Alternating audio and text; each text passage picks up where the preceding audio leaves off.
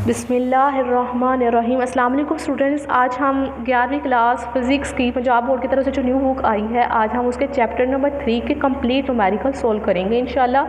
तो न्यूमेरिकल 3.1 की मैं आपके साथ स्टेटमेंट पढ़ती हूँ। हमें कहा गया है a laser beam is directed from the earth to the moon. हमारे पास एक लेज़र बीम है, उस लेज़र बीम को हमने अर्थ से मून पर डायरेक्ट जो है वो फॉल करवाया। ठीक है, तो कह रहा है the beam spread over the diameter of 2.50 metre at the moon surface. तो वो जो बीम है ना, वो हमारे पास मून की सरफेस पर जाते जाते स्प्रेड हुई है, तो उसका डायमीटर हमें गिवन है 2.50 मीटर। कहता है what is the divergence angle of the beam. उस बीम का डाइवर्जेंट एंगल क्या होगा, हमने वो फाइंड करना है। The distance of the moon from the earth is 3.0 multiply 10⁸ metre. तो हमें जो डिस्टेंस है ना अर्थ का ज़मीन से, वो गिवन है। तो मैं आपको डायग्राम में समझाती हूँ। डायग्राम में हमारे पास ना ये अर्थ है। ठीक है, अर्थ से ना हमने एक बीम को फॉल करवाया मून पर। ठीक है, तो ना जब ये जो अर्थ से बीम जब मून की पूरी सरफेस पर जाती है ना, तो वो स्प्रेड हो जाती है, फैल जाती है। तो फैलते फैलते ना वो उसका डायमीटर गिवन है, यानी कि जब ये जो बीम है ये मून की सरफेस पर फॉल करती है ना जाके, तो उस बीम का डायमीटर हमें गिवन है। तो ठीक है, ये डायमीटर है। तो आपको पता है कि जो मून होता है ना, वो हमारी अर्थ के गिर्द रिवॉल्व करता है। ठीक है, मूव करता है ना, ऑर्बिट में रिवॉल्व कर रहा होता है। तो ये हमारे पास है डायमीटर। तो डायमीटर को हम कह सकते हैं आर्क। ठीक है, लेंथ ऑफ द आर्क ये हमें गिवन है, जो हमारे पास गिवन है 2.50 मीटर। ठीक है, ये डायमीटर भी है और हम इसको क्या कह सकते हैं, arc, length of the arc भी कह सकते हैं। क्यों? क्योंकि ये आपको पता है कि जो मून होता है ना, वो हमारे पास अर्थ के गिर्द ना सर्कल में रिवॉल्व कर रहा होता है। तो हमारे पास और ये उसी सर्कल का एक छोटा सा पीस है, छोटा सा टुकड़ा है, तो उसको हम कहते हैं लेंथ ऑफ द आर्क। और उसके बाद हम उसने ना हमें बता दिया हुआ है, हमने क्या फाइंड करना है, हमने डाइवर्जेंट एंगल फाइंड करना है। यानी कि ये जो एंगल बन रहा होगा ना इस बीम पर, वो हमने थीटा डाइवर्जेंट एंगल फाइंड करना है। और हमें ना उसने डिस्टेंस दे दिया हुआ है, अर्थ से मून पर जो डिस्टेंस है ना, वो हमें गिवन है। कितना गिवन है? 3.8 मल्टीप्लाई 10⁸ मीटर। आपको पता है कि जो मून होता है वो हमारी अर्थ की रिवॉल्व करता है। तो असल में ये जो डिस्टेंस है ना, ये हमारे पास क्या रेडियस है, यानी कि अर्थ के सेंटर से लेकर ना मून की सरफेस तक जो डिस्टेंस गिवन है ना, वो हमारे पास है रेडियस। गिवन डाटा की बात कर लेती हैं। गिवन डाटा में हमें जो है वो diameter of the beam given है, जिसको हमने लेंथ ऑफ द आर्क कहा है। और वो हम उसको लेंथ ऑफ द आर्क को हम किससे डिनोट करते हैं? एस से। एस हमारे पास है 2.50 मीटर। और distance of the moon from the अर्थ जो है वो हमारे पास गिवन है, जिसको हमने कहा है कि क्या रेडियस है। आई होप सो कि आपको मैंने डिटेल से बता दिया है कि जो रेडियस वो है वो असल में क्या है, हमारे पास डिस्टेंस है मून का अर्थ से, वो हमारे पास है 3.8 मल्टीप्लाई 10⁸ मीटर। हमने फाइंड करना है, हमने डाइवर्जेंट एंगल फाइंड करना है, जिसको हमने थीटा से डिनोट किया है। तो कैलकुलेशन करती हैं। गिवन डाटा की बात भी होगी कि गिवन डाटा है, गिवन डाटा की बात हो गई और फाइंड की बात हो, कैलकुलेशन करती हैं। कैलकुलेशन में as we know that S is equal है आर थीटा, यानी कि लीनियर डिस्प्लेसमेंट का एंगुलर डिस्प्लेसमेंट के साथ जो रिलेशन है ना, वो वाला हम फार्मूला यहाँ पे यूज़ करेंगे। एस इज इक्वल है आर थीटा। ठीक है, एस क्या है? लीनियर डिस्प्लेसमेंट जो आपने पढ़ा। वो जो थीटा होता है वो होता है एंगुलर डिस्प्लेसमेंट। हमने यहाँ से थीटा फाइंड करना है ना, तो थीटा अपनी जगह पे रहेगा, ये आर एस के नीचे जाके डिवाइड हो जाएगा। तो आपके पास ये वाला फार्मूला बन गया, थीटा इज इक्वल है S divide by R. S की वैल्यू हमारे पास गिवन है 0.50 और जो हमारे पास है रेडियस वो भी गिवन है आर, वो है 3.8 मल्टीप्लाई 10⁸। आपने ये दोनों वैल्यूज पुट कर देनी है। 10⁸ को जब आप बटे से ऊपर लेके जाओगे ना, ये बाय है, जब आप बाय से ऊपर लेके जाओगे ना, तो हो जाएगी 10⁻⁻8। 10⁻⁸ होगी ना।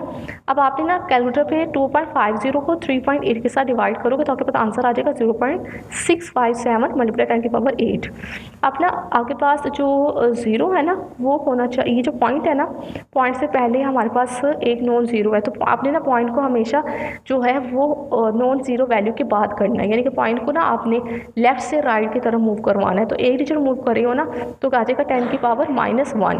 जितने डिजिट मूव करती है ना, अगर हम लेफ्ट से राइट की तरफ जाते हैं ना तो हमारे पास आती है 10 की पावर जितनी हम मूव कीते हैं डिजिट। हम एक डिजिट मूव करें तो 10 की पावर -1, 10 की पावर -1 और साथ ही हमारे पास जो था मल्टीप्लाई हो रहा था 10 की पावर -8, 10 की पावर -1 और 10 की पावर -8 हमारे पास होता है 10 की पावर 9।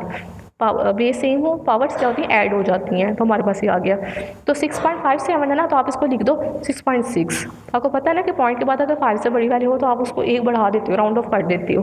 तो आपके पास जो थीटा है यानी कि जो डाइवर्जेंट एंगल है वो आपके पास आ गया 6.6 मल्टीप्लाई 10 की पावर -9 रेडियन।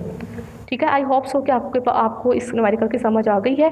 हमारे पास अगर असल में ये जो थीटा का जो यूनिट है ना वो हमारे पास होता है रेडियन, इसलिए मैंने RAD लिखा है। 3.2 में हमें कहा गया है a car is moving with the speed of 108 kilometre per hour if its wheel has a diameter of 60 centimeter, find its angular speed in radian per second and revolution per second। Given data की बात करते हैं। Given data में ना हमारे पास जो है वो कार की स्पीड गिवन है, यानी कि speed of the car given है जिसको हमने v से डिनोट किया, वो हमारे पास है 108 किलोमीटर पर आवर। आपको पता है स्पीड का ऐसा यूनिट हमारे पास मीटर पर सेकंड होता है, तो आपने किलो पर आवर को मीटर पर सेकंड में कन्वर्ट करना है। किलो की वैल्यू आपको पता है हमारे पास होती है 1000, तो इस k की जगह पे ना हमने पुट कर दिया 1000 पर आवर है ना। आपको पता है कि एक घंटे में हमारे पास 3600 सेकंड होते हैं, तो ये पर आवर है ना, -1 है ना, तो आपने बटे के नीचे यानी कि बाय के नीचे आपने 3600 लिख देना है। आपको ये 2 0 इस 2 0 से कट जाएंगे, आपने कैलकुलेटर पे इनको कैलकुलेट करना है, तो आपके पास आ जाएगा 30 मीटर पर सेकेंड। और अब हमारे पास diameter of the wheel given है जिसको हमने d से डिनोट किया, वो हमारे पास है 60 सेंटीमीटर। आपको पता है कि डायमीटर हमारे पास डिस्टेंस होता है, डिस्टेंस का ऐसा यूनिट हमारे पास मीटर होता है ना, तो आप सेंटीमीटर को मीटर में कन्वर्ट करोगे। तो मीटर में कन्वर्ट करने के लिए आप क्या करोगे, आप 60 को डिवाइड कर दोगे 100 के साथ, तो आपके पास ये मीटर में कन्वर्ट हो जाएगा, आपके पास आ जाएगा 0.6 मीटर। टू फाइंड हमने फाइंड करना है, हमने एंगुलर स्पीड फाइंड करनी है जिसको हमने ओमेगा से डिनोट किया है। 2 में फाइंड करनी है, रेडियन पर सेकेंड वाले में भी फाइंड करनी है और रेवोल्यूशन पर सेकेंड में भी। कैलकुलेशन करते हैं, इसका सोल्यूशन हमारे पास होगा कि रेडियस ऑफ द व्हील हम ना इसमें ना देखेंगे। क्यों फाइंड करेंगे, क्योंकि हमारे पास ना एंगुलर स्पीड फाइंड करने का फार्मूला होता है एंगुलर स्पीड यानी कि v इक्वल है RW के ना, R ओमेगा के बराबर होता है। तो हमारे पास R नहीं है यानी कि रेडियस नहीं है, तो हम ना पहले रेडियस फाइंड कर लेंगे। रेडियस ऑफ द व्हील हमारे पास, आपको पता है जब हम डायमीटर को 2 से डिवाइड करते हैं हमारे पास रेडियस आ जाता है। आपने 0.6 को 2 से डिवाइड करना है तो आपके पास आ जाएगा 0.3 मीटर। ठीक है, ये ना ये वाला ना ये MCQs के फॉर्म में मैंने लिखा हुआ था कि अगर आपके पास पूछा जाए ना कि सर्कमफेरेंस जो है वो कैसे फाइंड कर सकते हैं, तो उसका फार्मूला होता है 2πr। ठीक है, इसका पार्ट नहीं है, ये जस्ट आपने ना MCQs के लिए याद रखनी है ये बात। उसके बाद आप फार्मूला पुट करोगे तो फार्मूला आपके पास है एंगुलर स्पीड का v R ओमेगा। हमने ओमेगा फाइंड करना है ना, तो ओमेगा अपनी जगह पे रहेगा, ये जो R है ना ये वहाँ जाके डिवाइड हो जाएगा, तो आपके पास ओमेगा इक्वल आ जाएगा v divide by R। v की वैल्यू आपने पुट कर देना है, स्पीड आपके पास क्या थी 30, आपने यहाँ पे 30 पुट कर दिया और यहाँ पे रेडियस आप हमारे आपने फाइंड किया वो कहता है 0.3, तो आपके पास जो ओमेगा की वैल्यू आ गई 100। आपने ना 30 को डिवाइड करना है 0.3 के साथ कैलकुलेटर पर, तो आपके पास आंसर आ जाएगा 100। तो हमारे पास ना एंगुलर स्पीड का ना ऐसा यूनिट होता है रेडियन पर सेकेंड।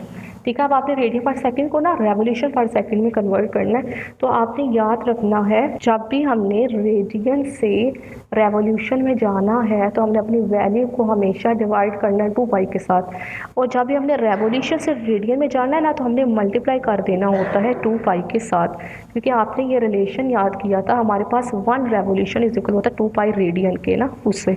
तो आपके पास जो वैल्यू आएंगे ना 100, आपने ना इसको डिवाइड कर देना 2π के साथ, तो आपके पास जो आंसर है ना वो आ जाएगा 15.92। तो 15.2 को ना जब आप राउंड ऑफ करोगे ना, यानी कि ये पॉइंट के बाद 9 है ना, तो आप उसको ये बढ़ा दोगे, पॉइंट से पहले वैल्यू को 1 बढ़ा दोगे तो 15 तो हो जाएगा 16। तो ये किस में आ गया, ये आ गया रेवोल्यूशन पर सेकंड में हमारे पास आ गई वैल्यू। तो आई होप सो कि आपको इस न्यूमेरिकल की समझ आ गई होगी। हमने ना जो है एंगुलर स्पीड फाइंड कर ली है रेडियन में भी, रेडियन पर सेकंड में भी, और एंगुलर स्पीड फाइंड कर लिया रेवोल्यूशन पर सेकंड में भी। अब हम अगला न्यूमेरिकल करते हैं। हमारे पास नेक्स्ट न्यूमेरिकल है 3.3। हमें कहा गया है an electric motor is running at 1800 revolution per minute. On switching off it comes to rest in 20 seconds if angular retardation is uniform. Find the number of the revolution it takes before stopping.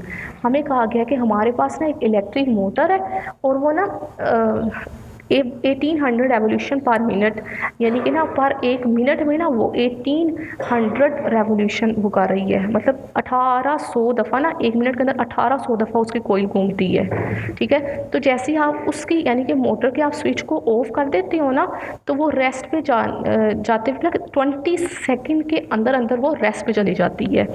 तो कह रहे हैं कि उसकी speed कम हुई है ना, जब आपने उसका स्विच ऑन किया तो आहिस्ता आहिस्ता स्पीड कम हो रही थी। तो इफ़ द रेगुलेशन रिटार्डेशन, तो रिटार्डेशन का है, रिटार्डेशन कहते हैं जब स्पीड कम हो रही हो ना, तो अगर कह रहा है कि अगर तो उसकी एंगुलर जो है वो रिटार्डेशन जो है वो यूनिफॉर्म है, तो आपने उसकी नंबर ऑफ रेवोल्यूशन फाइंड करनी है। इटे बिफोर स्टॉप होने से पहले वो कितनी दफ़ा रेवोल्यूट करेगी, कितनी दफ़ा उसकी जो है वो अपने चक्कर पूरे करेगी ना, वो हमने फाइंड करना है। गिवन डाटा की बात कर लेते हैं। गिवन डाटा में हमारे पास इनिशियल एंगुलर वेलोसिटी गिवन है। ठीक है, ये जो हमारे पास है ना रेवोल्यूशन पर मिनट, ये हमारे पास है इनिशियल एंगुलर वेलोसिटी, जिसको हमने ओमेगा आई से डिनोट किया। वो हमारे पास है 1800 रेवोल्यूशन पर मिनट।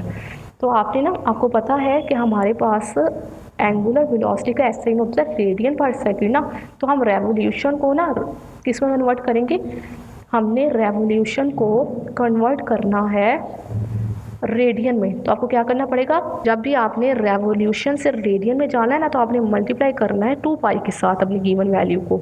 तो आपने 2 पाई के साथ जब इसको मल्टीप्लाई करोगे ना, तो आपकी ये उसमें रेडियन में चली जाएगी। ठीक है, तो आपने क्या करना है 1800 को ना आपने मल्टीप्लाई कर दिया 2 पाई के साथ। मैं दोबारा रिपीट कर रही हूँ कि जब भी हमने रेवोल्यूशन से रेडियन में जाना है, तो हमने अपनी गिवन वैल्यू को मल्टीप्लाई करना है 2 पाई के साथ ना, क्योंकि हमारे पास एंगुलर वेलोसिटी का ऐसे यूनिट होता है रेडियन, तो इसलिए हम ना इसको रेडियन में कन्वर्ट करेंगे। तो आप मल्टीप्लाई करोगे 1800 को 2 पाई के साथ, तो पर मिनट है ना, एक मिनट में हमारे पास कितने सेकंड होते हैं, 60 सेकंड होते हैं। तो आपने 60 के साथ इसको डिवाइड कर देना है, तो आपके पास आंसर आ जाएगा 188.4 रेडियन पर सेकंड। आपके पास फाइनल वेलोसिटी जो है ना, वो हमारे पास गिवन है 0 को कह रहा है इज स्विचिंग ऑफ। जब आप उसको स्विच को ऑफ कर देते हो तो ये कम टू रेस्ट, ये जो कम टू रेस्ट है ना लिखा हुआ ना रेस्ट, इसका मतलब ये है कि उसकी फाइनल एंगुलर वेलोसिटी जो है ना, जिसको हमने WF से डिनोट किया, वो हमारे पास है 0। तो कितना टाइम टेकिंग, यानी कि उसका हमें टाइम टेकन कितना गिवन है, 20 सेकंड गिवन है। तो आपने टाइम को ना T से डिनोट करना है, वो हमारे पास है 20 सेकंड। हमने फाइंड करना है, हमने number of the revolution find करना है, जिसको हम एंगुलर डिस्प्लेसमेंट से भी डिनोट कर सकते हैं, वो हमारे पास है थीटा, यानी कि हमें थीटा फाइंड करना है। तो सोल्यूशन करते हैं। सोल्यूशन करने के लिए आपको पता है हम ना यहाँ पे थर्ड इक्वेशन ऑफ मोशन लगाएंगे।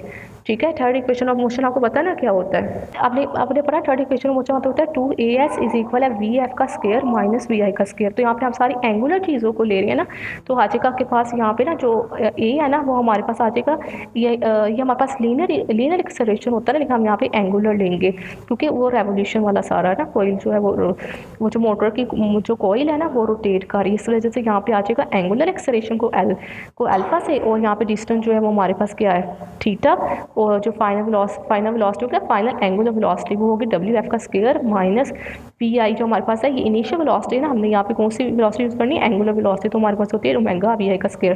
तो ये थर्ड इक्वेशन ऑफ मोशन लगी है, 2 अल्फा थीटा इज इक्वल है ओमेगा F का स्क्वायर माइनस ओमेगा I का स्क्वायर। इसको ना अपने इक्वेशन नंबर 1 का नाम दे देना है। तो आपने अब देखना है कि हमारे पास ना यहाँ पे कहीं पे भी अल्फा गिवन नहीं है, यानी कि एंगुलर एक्सेलरेशन गिवन नहीं है। तो सबसे पहले हम ना एंगुलर एक्सेलरेशन फाइंड करेंगे। तो एंगुलर एक्सेलरेशन फाइंड करने के लिए ना आपको यहाँ पे फॉर्मूला लिखना पड़ेगा। एंगुलर एक्सेलरेशन है कि अल्फा हमारे पास इक्वल होता है omega F minus omega divide by T। तो आपको पता है कि ओमेगा F यानी कि हमारे पास फाइनल एंगुलर वेलोसिटी जो वो 0 आता है, हमने इसका 0 पुट कर दिया, minus as it is omega I यानी कि इनिशियल एंगुलर वेलोसिटी हमारे पास क्या गिवन थी 188.4, तो आपने इसका पुट कर दिया। T हमारे पास क्या है 20, आपने ना माइनस 188.4 को ना 20 के साथ डिवाइड करना, तो आपके पास आंसर आ जाएगा माइनस 9.42 रेडियन पर मीटर का स्क्वायर। आपके ये मानने का सही बोला क्यों आया, क्योंकि रिटार्डेशन हो रही है, उसकी स्पीड कम हो रही है इस वजह से। अब आपके पास ये अल्फा आ गया ना, आप अपने इक्वेशन नंबर 1 पुट कर देना है अपनी वैल्यू सारी वैल्यूज़ को। तो आपके पास इक्वेशन 1 जो है वो आ जाएगी, equation number 1 becomes 2 alpha theta is equal है ओमेगा एफ का स्क्वायर माइनस ओमेगा आई का स्क्वायर। वैल्यूज पुट करें to as it is. Alpha की वैल्यू अभी हमने फाइंड किया -9.42, आपने -9.42 पुट कर दिया। ये जो थीटा है हमने फाइंड करना है ना, इसको एज इट इज रखें। डब्ल्यू एफ को वैल्यू हमें बस 0 गिवन थी ना, यहाँ पे 0 पुट कर दें और डब्ल्यू आई की वैल्यू हमारे पास क्या गिवन है 188.4 जो है वो हमारे पास गिवन है। आपने यहाँ पे पुट कर दिया, उसका स्केल ले लिया। आपने कैलकुलेटर पे ना इसको मल्टीप्लाई करना है, यानी कि 2 को आपने मल्टीप्लाई करना, ब्रैकेट लगानी है मस्त, ठीक है। माइनस इनटू -9.42 के साथ आपके पास यहाँ पे आ जाएगा -18.85 थीटा। वो जब आप इसका स्केल लोगे ना तो आपके पास आ जाएगा -35532.2। तो यहाँ से आपने थीटा फाइंड करना, थीटा अपनी जगह पे रहेगा, ये ना इक्वल कुछ साइड पे जाके डिवाइड हो जाएगा, तो आपके पास ये वैल्यू आ जाएगी। ये वाला एग माइनस माइनस से कट जाएगा, तो आपके पास ना जब आप कैलकुलेटर पे कैलकुलेट करोगे तो आपके पास आंसर आ जाएगा 188.5 रेडियन। तो रेडियन में रेडियन में हमारे पास आंसर आया ना। देखिए हमें उसने कहा था कि आपने क्या फाइंड करना है, रेवोल्यूशन फाइंड करनी है, रेवोल्यूशन में करना है। तो आप इसको क्या करोगे, इसको आप 2 पाई के साथ इसको क्या कर दोगे, आप डिवाइड कर दोगे, ठीक है ना। क्योंकि आपको पता है कि जब हम रेडियन से रेवोल्यूशन में जाते हैं तो हम क्या करते हैं, डिवाइड करते हैं 2 पाई के साथ।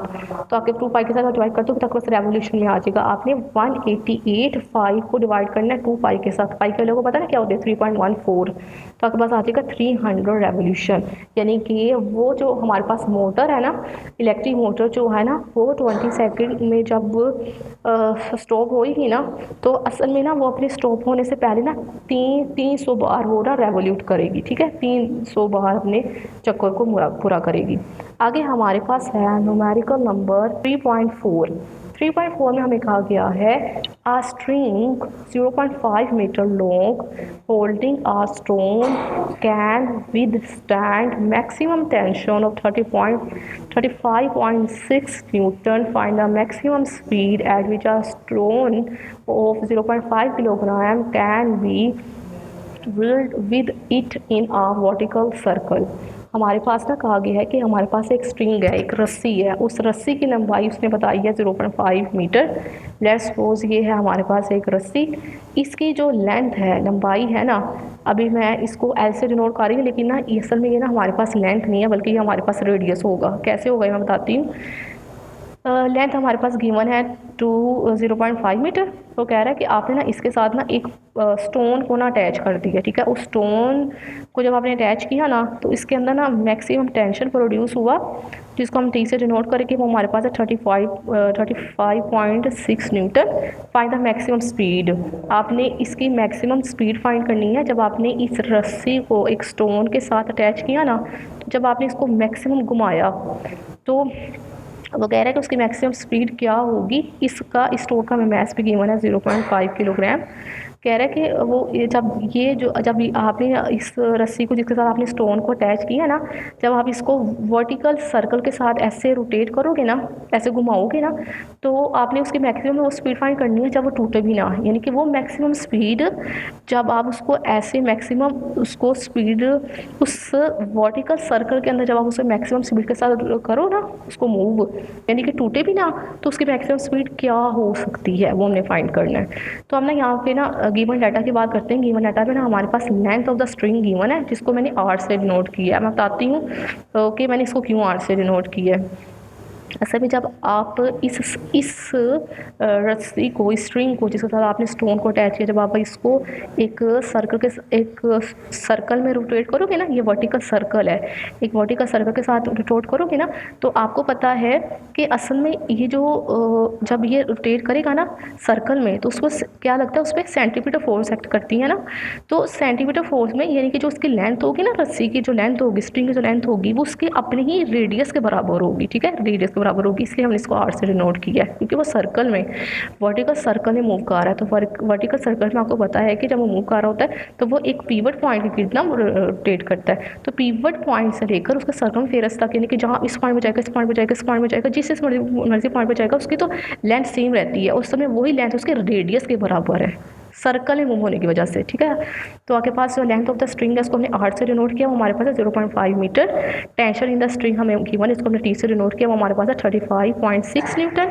मैस ऑफ द स्टोन जिसको हमने एम से डिनोट किया, वो हमारे पास है 0.5 किलोग्राम। हमने फाइंड करना है, हमने मैक्सिमम स्पीड फाइंड करनी है जिसको हमने v से डिनोट किया है, ये हमने फाइंड करनी है। अच्छा, अब आपने पढ़ा, आपके पास जो है वो सेंटीमीटर फोर्स का फार्मूला होता है mv का स्क्वायर डिवाइड बाई r। अच्छा, यहाँ पे अब मुझे आपने बताना है कि असल में यहाँ पे ना कितनी फोर्सेस लग रही हैं। जब ये स्ट्रिंग जिसको आप एक वर्टिकल सर्कल के साथ में मूव करवा रहे हो, उस पर कितनी फोर्सेस लग रही हैं आपको पता है। एक तो इस पर लगने वाली जो फोर्स है वो है टेंशन, जो है अपवर्ड डायरेक्शन में, और दूसरी फोर्स जो है वो है इसका अपना वज़न, वेट, जिसको आपने कहा क्या बराबर है, वो mg के बराबर है। और दोनों की डायरेक्शन क्या है, अपोजिट। एक है डाउनवर्ड, यानी कि वेट जो लग रहा है वो है डाउनवर्ड, और दूसरी फोर्स जो इस पर लग रही है वो है टेंशन। तो ये जो फोर्स है ना, आप इसको लिख दोगे T माइनस mg। हमने ना माइनस का बोला क्यों लगाया है, क्योंकि ये है ऑपोजिट डायरेक्शन में, ठीक है। मैथ है डाउनवर्ड और जो टेंशन है वो अपवर्ड, तो आप ना उसके वेट के साथ माइनस का साइन लगाओगे, ठीक है। T minus mg is equal है mv का स्क्वायर डिवाइड बाई r, ये हमारे पास है फॉर्मूला। तो आपने ना यहाँ पे पुट कर देना T minus mg is equal है mv का square divide by r। I hope so कि आपको इस फार्मूले की समझ आ गई है। ये mg माइनस हो रहा है ना, आपने इक्वल को दूसरी साइड पे ले जाना है तो ये प्लस हो जाएगा, तो T आपके पास इज इक्वल आ जाएगा mg प्लस mv का स्क्वायर डिवाइड बाई r। अब टेंशन T की वैल्यू पुट कर दें 35.5 है, आप पुट कर दें यहाँ पे 35.6, और आपने यहाँ पे अब मैथ इनपुट कर दें 0.5, और जी की वैल्यू को पता है। जी हमारे पास क्या है, हमारे पास जी है ग्रेविटेशनल एक्सेलरेशन, जिसकी वैल्यू हमारे पास होती है 9.8 प्लस m की वैल्यू हमारे पास गिवन है 0.5 इनटू वी का स्क्वायर हमने फाइंड करना है, ऐसे इस रहेगा। और रेडियस की वैल्यू हमारे पास गिवन है वो क्या है 0.5, हमने सीधा पुट कर दिया। क्या होगा 0.5 पूरा 0.5 से कैंसिल हो जाएगा, तो आपके पास यहाँ पे आंसर आ जाएगा, मतलब जो है वैल्यू आ जाएगी 35.6 इज इक्वल है 0.5 को आपने मल्टीप्लाई करना 9.8 के साथ, आपके पास आंसर आ जाएगा। यहाँ पे जाके पास आ जाएगा ना, कैलकुलेटर पर जो वैल्यू आएगी वो आएगी 4.9 प्लस वी का स्क्वायर, ये वाला एज इट इज आ गया। अब वी का स्क्वायर फाइंड करना ना हमने, तो वी का स्क्वायर अपनी जगह पे रहेगा, ये 4.9 इक्वल को साइड पे जाके प्लस हो जाएगा। क्यों, क्योंकि यहाँ प्लस हो रहा है, वहाँ पे जाके माइनस हो जाएगा, ठीक है, माइनस हो जाएगा। तो आपके पास 35.6 अपनी जगह पे, ये माइनस आता हो जाएगा 4.9। तो अब आपने ना 35.6 को माइनस कर देना है 4.9 के साथ, तो आपके पास यहाँ पे वैल्यू आ जाएगी 30.7। तो स्क्वायर है ना, आप दोनों साइड पर अंडर रूट ले लें, यहाँ पे भी अंडर रूट ले लें और यहाँ पे अंडर रूट ले लें, ये अंडर रूट स्क्वायर से कैंसिल हो जाएगा, तो आपके पास यहाँ पे वैल्यू आ जाएगी 5.54 मीटर पर सेकेंड। आई होप सो कि आपको इसे समझ आएगी कि हमारे पास वो मैक्सिमम स्पीड है जिससे वो जो है वो स्ट्रिंग वर्टिकल सर्कल में मूव करेगा। स्टूडेंट्स, हमारे पास आगे है न्यूमेरिकल नंबर 3.5 में हमें कहा गया है the flywheel of an engine is rotating at 2100 revolution per minute, what the power source is shut off, what torque is required to stop it in 3 minutes, the moment of the inertia of the flywheel is 36 kilogram metre square. अच्छा, इसकी हम ना given data की बात करते हैं। Given data में ना हमारे पास इनिशियल एंगुलर वेलोसिटी गिवन है, जिसको हमने ओमेगा आई से डिनोट किया है, वो हमारे पास है 2100 रेवोल्यूशन पर मिनट। आपको ना यूनिट से ये पता लग जाना चाहिए ये कौन सी वैल्यू है। रेवोल्यूशन पर मिनट इसका हमारे पास किसका यूनिट होता है, एंगुलर वेलोसिटी का, तो ये इनिशियल एंगुलर वेलोसिटी है। तो आपको पता है कि हमारे पास एंगुलर वेलोसिटी का ऐसा यूनिट रेडियन पर सेकेंड होता है। तो आप रेवोल्यूशन को किस में कन्वर्ट करोगे, आप रेवोल्यूशन को कन्वर्ट करोगे किस में, रेडियन में। तो आप क्या करोगे, मल्टीप्लाई कर दोगे 2 पाई के साथ, तो इसलिए मैंने 2 पाई के साथ मल्टीप्लाई कर दिया, डिवाइडेड बाय मिनट को आपने सेकंड में कन्वर्ट करना है। तो 1 मिनट में हमारे पास 60 सेकंड होते हैं ना, ऊपर पढ़ रहा है इसलिए बटे के लिए 60 आ जाएगा। अब आपने सारी वैल्यू को ना कैलकुलेटर पे कैलकुलेट करना है। आपने कैलकुलेटर पे 2100 को मल्टीप्लाई करना है 2 के साथ, और 2 के साथ 2 को सर मल्टीप्लाई करना है 3.18 के साथ ना। आपने इस पाई की वैल्यू लगा देनी, पाई हमारे पास होता है 3.14 होती है इसकी वैल्यू। तो यहाँ पे ना आपने इसको लगा के ना तो 60 से डिवाइड करना, तो आपके पास कैलकुलेटर में आंसर आ जाएगा 219.8 रेडियन पर सेकेंड। तो आपके पास यहाँ पे कह रहा है कि जब आप पावर को शट डाउन कर देती हो तो इसका फाइनल एंगुलर वेलोसिटी क्या हो जाएगी, इसके फाइनल यानी कि स्टॉप होगा, वो ये स्टॉप लिखा हुआ है ना, इट रिक्वायर्ड टू स्टॉप। तो स्टॉप जो हो रहा है तो इसका मतलब इसके फाइनल एंगुलर वेलोसिटी हमारे पास है ओमेगा एफ, जिसको हमने ओमेगा एफ से डिनोट किया, हमारे पास है 0। टाइम टेकन हमारे पास जो है उसको हमने टी से नोट किया, हमारे पास है 3 मिनट। तो मिनट को आप कन्वर्ट करोगे सेकंड्स के अंदर, तो आप 3 को मल्टीप्लाई कर दोगे 60 के साथ, आपके पास 180 आ जाएगा सेकंड। मोमेंट ऑफ इनर्शिया हमारे पास गिवन है 36 किलोग्राम मीटर स्क्वायर। हमने टॉर्क फाइंड करना है। तो टॉर्क फाइंड करने के लिए आपको पता है टॉर्क का हमारे पास फार्मूला होता है I इंटू अल्फ़ा। तो यहाँ पे हमारे पास कहीं भी अल्फ़ा गिवन नहीं है, तो सबसे पहले अल्फ़ा फाइंड करोगे। अल्फ़ा आपके पास आ जाएगा omega F minus omega I divide by T.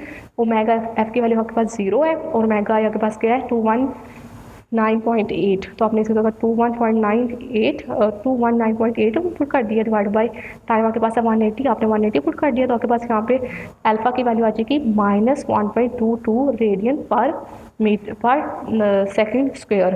अब आप ना यहाँ पे वैल्यू पुट कर दो, यहाँ पे इस वाले फार्मूले में टॉर्क इज इक्वल आ गया आई अल्फ़ा। आई यानी कि आपके पास मोमेंट ऑफ इनर्शिया गिवन है 36, आप 36 पुट कर दो और अल्फ़ा आपके पास गिवन है -1.22।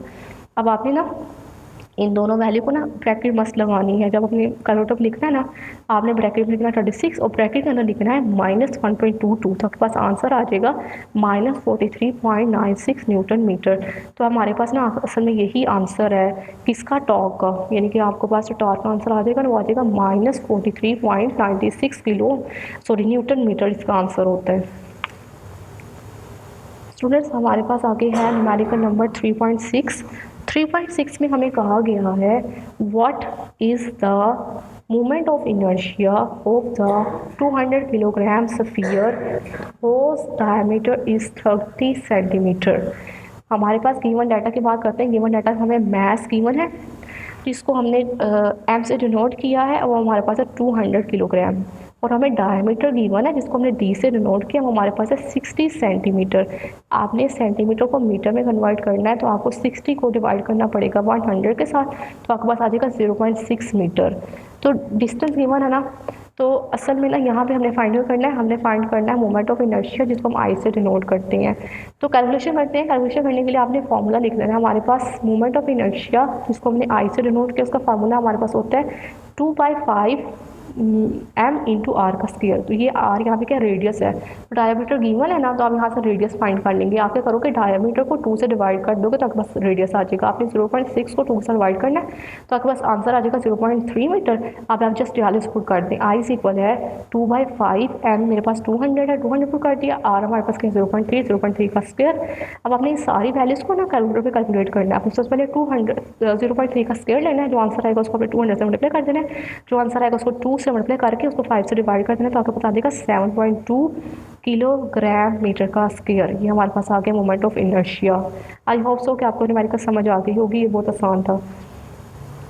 स्टूडेंट्स आगे हमारे पास है न्यूमेरिकल नंबर 3.7 में हमें कहा गया है a satellite is orbiting the earth at a altitude of 200 kilometer, assuming the earth radius is 6400 kilometre, calculate the orbital speed of the satellite.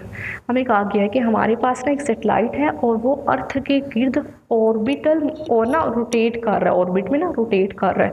तो लेट्स सपोज ये है वो सैटेलाइट और ये हमारी अर्थ, तो ये एक ऐसे ना रोटेट कर रहा है अर्थ के गिर्द ना, और ये एट अ एल्टीट्यूड ऑफ, यानी कि जिस हाइट पे पड़ा हुआ है ना, हमें वो हाइट गिवन है। एल्टीट्यूड मतलब हाइट हमें गिवन है, 200 किलोमीटर के फासले पर पड़ा हुआ है। कह रहा है assuming the earth radius is, हमारी जो अर्थ का रेडियस है वो है 6400 किलोमीटर, हमें यानी कि अर्थ का रेडियस गिवन है। Calculate the orbital speed of the satellite, हमने उस सैटेलाइट की ऑर्बिटल स्पीड फाइंड करनी है। गिवन डाटा की बात करते हैं। गिवन डाटा में हमारे पास मास ऑफ द अर्थ जिसको हमने कैपिटल एम से डिनोट किया है वो हमारे पास है 6 × 10⁻24 किलोग्राम। ये आपने याद रखनी है वैल्यू मास ऑफ द अर्थ की, जो आपको ज़ुबानी याद होनी चाहिए। मास ऑफ द अर्थ हमारे पास जो है वो होता है 6 × 10⁻24। रेडियस ऑफ द अर्थ जो हमें गिवन है जिसको हमने आर से कैपिटल आर से डिनोट किया वो हमारे पास है 6400 किलोमीटर, और एल्टीट्यूड जिसको हमने ए से डिनोट किया वो हमारे पास है 200 किलोमीटर। हमने ऑर्बिटल स्पीड फाइंड करनी इसको हमने बी से डिनोट किया है। कैलकुलेशन करते हैं, तो कैलकुलेशन करने के लिए आपको पता है हमारे पास ऑर्बिटल स्पीड यानी कि v का फार्मूला होता है √G/m/r।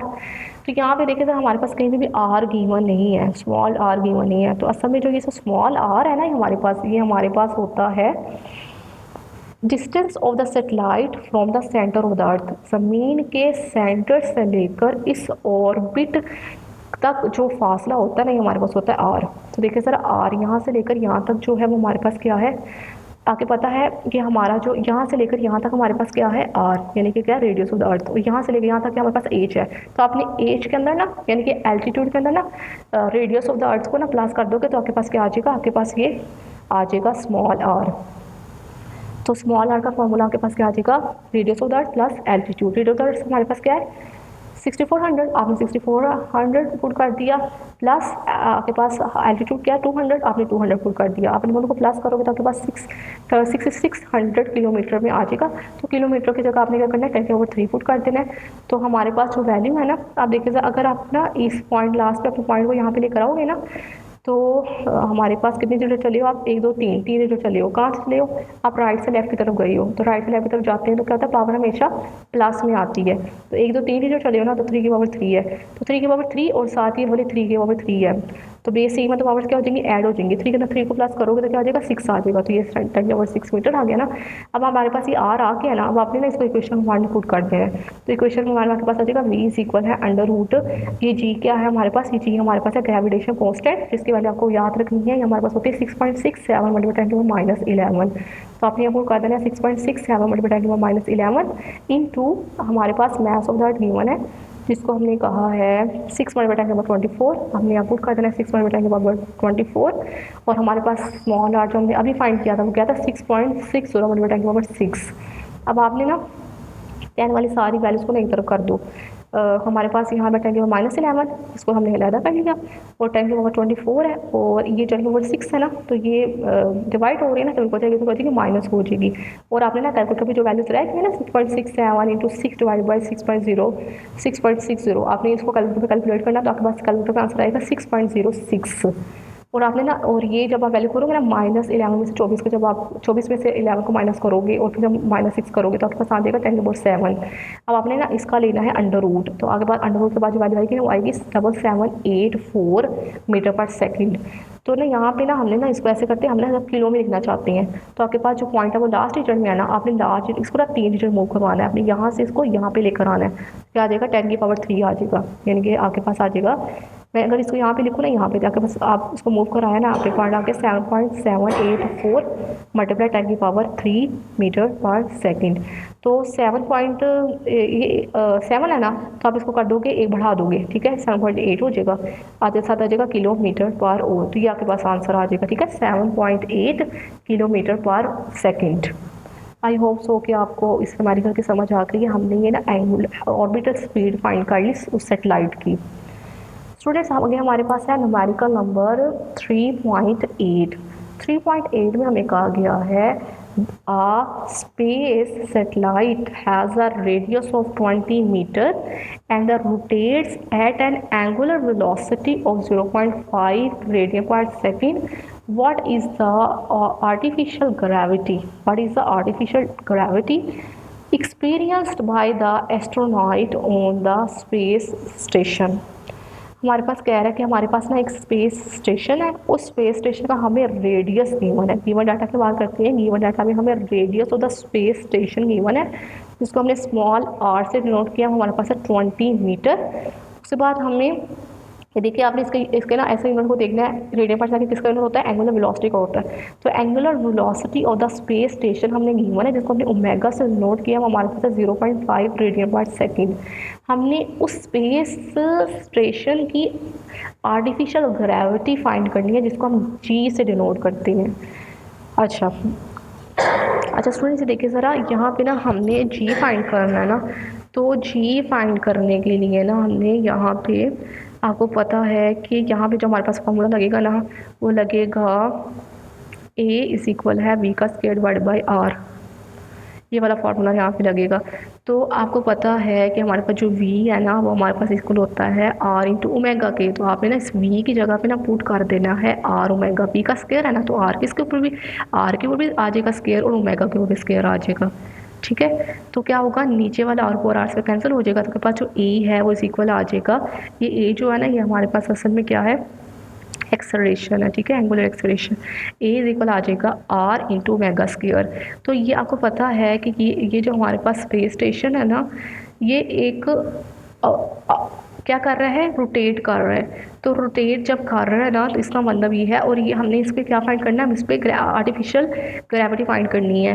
तो ये जो ऑब्जेक्ट रिवॉल्व कर रहा है ना, ये अंडर द ग्रेविटी जो है वो रोटेट कर रहा है, ठीक है। आप हमारे पास जब ऑब्जेक्ट जो है वो अंडर द ग्रेविटी रोटेट कर रहा हो ना, तो वहाँ पे जो ए है ना वो हो जाता है बराबर किसके, जी के, ठीक है, यानी कि ग्रेविटेशन एक्सेलरेशन के। तो आपने ना ए की जगह कर देना जी। जी क्या है, gravitation acceleration is equal R into omega square. तो ये जो जी है ना, यही असल में हमारे पास होगा आर्टिफिशियल ग्रेविटी, ठीक है। आर की वैल्यू जो है हमारे पास क्या है, 20 गिवन थी ना, आपने इसको 20 पुट कर दिया, और ओमेगा की वैल्यू हमारे पास क्या गिवन है 0.5, तो आपने 0.5 का स्क्वायर कर लिया।